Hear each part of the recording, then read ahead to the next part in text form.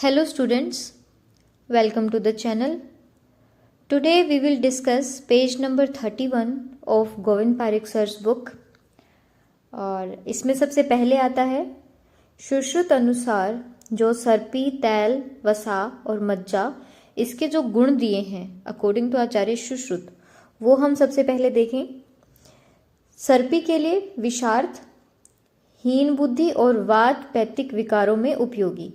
हीन बुद्धि हो जिसकी या फिर वात पैतिक विकार जिन्हें हो उनमें हम क्या देंगे, सर्पी का पान कराएंगे। तैल के लिए क्या बोला है, कफ, मेद और कृमि कोष्ठ में उपयोगी। कफ, मेद और कृमि कोष्ठ में उपयोगी बताया है। वसा को क्या बोला है, जो तीव्र अग्नि वाले हैं या जिनमें वायु की अधिकता हो, ठीक है ना, ऐसे रोगियों को क्या लेना चाहिए, वसा का सेवन करना चाहिए। मज्जा का क्या बोला है, वातज विकारों में और क्रूर कोष्ठ में मज्जा का पान कराना चाहिए। अब इसके बाद आते हैं रोगानुसार स्नेह पाक और उनके प्रयोग। अब यहाँ देखते हैं हम 3 प्रकार के पाक हैं, कौन कौन से, मृदु, मध्य और खर पाक। मृदु, मध्य और खर पाक। अब आचार्य चरक ने मृदु पाक को क्या बोला है, नस्य के लिए हम उपयोग कर सकते हैं मृदु पाक को। मध्य पाक को हम पान और बस्ती के लिए प्रयोग कर सकते हैं और खर पाक को अभ्यंग के लिए प्रयोग कर सकते हैं, ठीक है ना।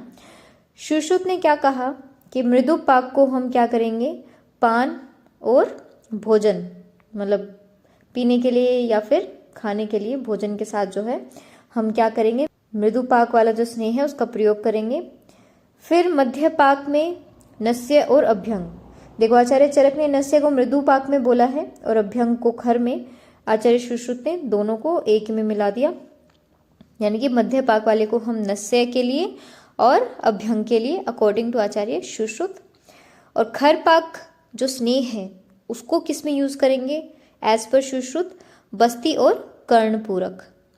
बस्ती और कर्णपूरण में हम यूज करेंगे। इसकी ट्रिक हम क्या बनाएंगे, देखो चरक वाला याद हो जाएगा कि मृदु पाक नस्य में देना है, मध्य पाक पान बस्ती में देना है, खर पाक अभ्यंग में देना है। इसका क्या रहेगा, भोपा, भोजन और पान, ठीक है, इसमें आ जाएगा अन्न, अभ्यंग और नस्य, ठीक है, और लास्ट में रह जाएगा वक, भोपा अनवक according to Acharya Sushruta for मृदु, मध्य और खर पाक, ठीक है। आचार्य शारंगधर ने मध्य पाक को सर्वकर्म हेतु बताया है, ठीक है, बाकी सारे चरकवत। यानी कि अगर हम शारंगधर की बात हम करेंगे, ठीक है, तो शारंगधर ने क्या बोला, जो मृदु पाक है सेम नस्य के लिए, खर पाक है सेम अभ्यंग के लिए, लेकिन मध्य पाक में आचार्य शारंगधर ने क्या बोला कि ये सर्व कर्म हेतु उपयोग में लाया जा सकता है, ठीक है ना। अब वाग्भट ने क्या बोला है, ये मंद चिक्कन, खर चिक्कन, ठीक है, आम पाक, दग्ध पाक, इस तरह के वर्ड आचार्य वाग्भट ने जो है यूज किए हैं, ठीक है ना। अब इसके बाद हम आते हैं कि स्नेह सिद्धि के लक्षण क्या है। स्नेह सिद्धि के लक्षण किस तरीके के हैं।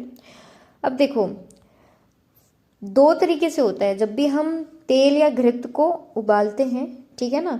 अगर फेन का आना और फेन की शांति होना, ये 2 लक्षण हैं जिनके बेसिस पे हमें डिफ्रेंशिएट करना है। सबसे पहले हम आचार्य चरक का देखते हैं। तो उन्होंने बोला कि फेन का अगर आगमन हो रहा है, फेन का अगर आगमन हो रहा है, ठीक है, तो क्या करना है, तो वो किसकी सिद्धि के लक्षण है, सर्पी सिद्धि के। और फेन की शांति हो रही है तो वो किसके लक्षण है, तैल सिद्धि के लक्षण है, ठीक है। जबकि सुश्रुत का टोटली अलग है, इसका जस्ट अपोजिट, कि अगर फेन का आगमन हो रहा है तो तैल सिद्धि, ठीक है, और अगर फेन की शांति हो रही है, ठीक है, तो वो सर्पी सिद्धि। अब देखो सुश्रुत, सर्पी, शांति,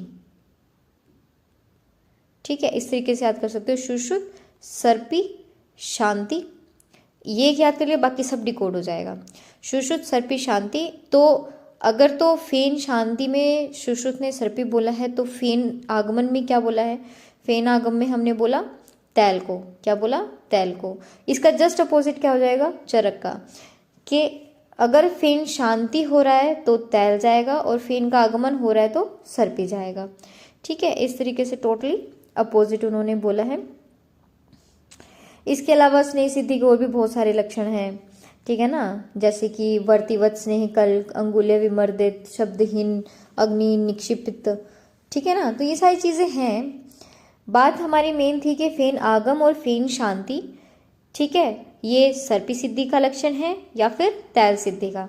तो क्वेश्चन इस तरीके से आ जाएगा कि निम्न में से अकॉर्डिंग टू आचार्य सुश्रुत निम्न में से तैल सिद्धि का लक्षण नहीं है।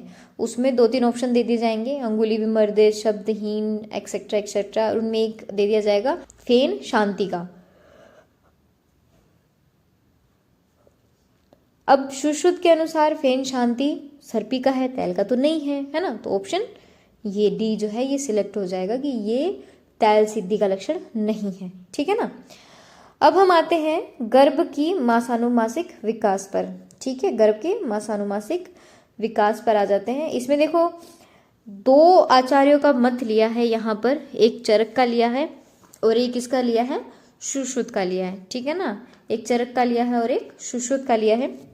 इसमें देखो सबसे पहला मास अगर है, प्रथम मास अगर चल रहा है, तो आचार्य चरक क्या कहते हैं, खेट भूत सत असत रूप, ठीक है ना। क्या बोलते हैं, खेट भूत सत असत रूप। जबकि आचार्य सुश्रुत ने कलल बोला है, आचार्य सुश्रुत ने क्या बोला है, कलल बोला है, ठीक है। अब हम आते हैं द्वितीय मास में। अब हम किस पे आते हैं, द्वितीय मास में आते हैं। द्वितीय मास में आचार्य चरक ने क्या बोला, 3 फॉर्म बताई, पुरुष, स्त्री और नपुंसक। अगर वो जो ऊपर खेट भूत था, ठीक है ना, अब वो घन स्वरूप हो रहा है तो वो पुरुष के लिए है, पेशी स्वरूप हो रहा है तो वो स्त्री के लिए है, अर्बुद स्वरूप है तो वो किसके लिए है, नपुंसक के लिए है, ठीक है ना, समझे।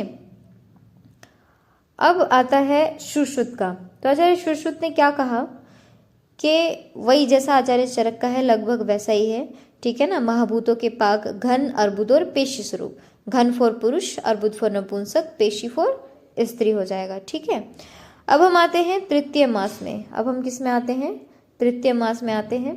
तृतीय मास में अकॉर्डिंग टू आचार्य चरक क्या है कि सुख दुख की वेदना और 2 हृदय, इंपॉर्टेंट क्या है, 2 हृदय। अकॉर्डिंग टू आचार्य चरक 2 हृदय अवस्था किस में आ जाती है, तृतीय मास में। कौन से मास में आ जाती है, तृतीय मास में। और क्या क्या होता है तीसरे मास में, सर्व इंद्रिय और सर्व अवयव की उत्पत्ति हो जाती है। अब हृदय आ गया है तो स्पंदन भी प्रारंभ हो जाएगा, है ना, तो स्पंदन प्रारंभ हो जाता है। जबकि आचार्य सुश्रुत ने क्या कहा है कि हस्त, पाद, शिर, पंचपिंडिका का निर्माण हो जाता है, अंग प्रत्यंग विभाग सूक्ष्म रूप से होने लगते हैं, अंग प्रत्यंग विभाग सूक्ष्म रूप से होने लगते हैं, ठीक है। ये तो हो गया हमारा प्रथम, द्वितीय, तृतीय मास, ठीक है। अब हम आते हैं चतुर्थ मास पर। चतुर्थ मास अकॉर्डिंग टू आचार्य चरक ने क्या बोला है कि गर्भ की स्थिरता बढ़ती है चतुर्थ मास में। चौथे मास में क्या है, गर्भ की स्थिरता बढ़ती है। 2 हृदय अवस्था अकॉर्डिंग टू आचार्य चरक कब आ रही थी, तृतीय मास में आ रही थी, ठीक है ना। अब चौथे मास में अकॉर्डिंग टू आचार्य चरक गर्भ की स्थिरता बढ़ेगी, गर्भिणी का शरीर जो है उसका भी भार बढ़ने लगेगा, ठीक है ना। आचार्य सुश्रुत ने क्या किया, आचार्य सुश्रुत ने 2 हृदय अवस्था किस में मानी है, चतुर्थ मास में मानी है, ठीक है ना। गर्भ, हृदय और चेतना का प्रादुर्भाव, गर्भिणी को 2 हृदय संज्ञा, ठीक है। अंग प्रत्यंग विभाग जो है वो प्रवक्त हो जाएंगे। सूक्ष्म रूप से अंग प्रत्यंग विभाग किस में हो रहा था, तीसरे मास में हो रहा था, 3rd मंथ में, ठीक है ना। अब अंग प्रत्यंग विभाग व्यक्त रूप से किस में होने लगे हैं, चौथे मास में अकॉर्डिंग टू आचार्य सुश्रुत। अब आते हैं हम पंचम मास।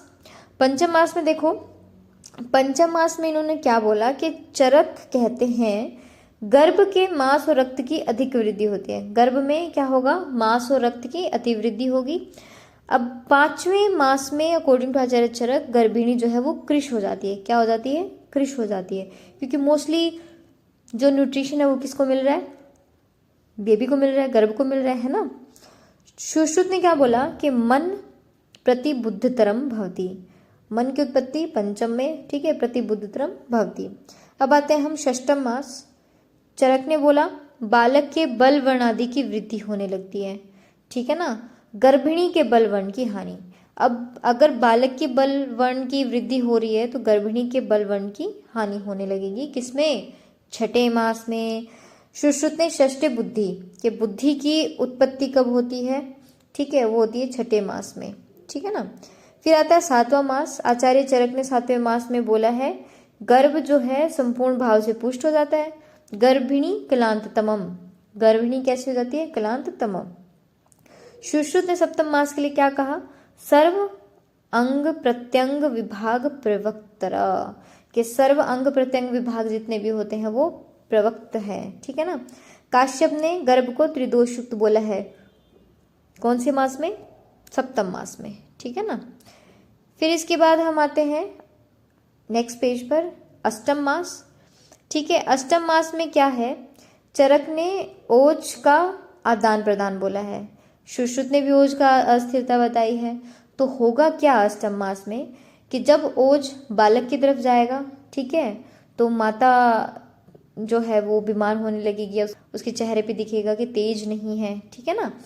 तो अगर बच्चे की तरफ ओज चला गया तो माता का जो ओज वाला पोर्शन है वो बिल्कुल डाउन आ जाएगा, ठीक है। और आठवें मास में अगर सब कुछ माता की तरफ आ गया तो फिर बच्चे का जो है यूँ लगेगा कि वो डेफिशिएंट है, ठीक है ना।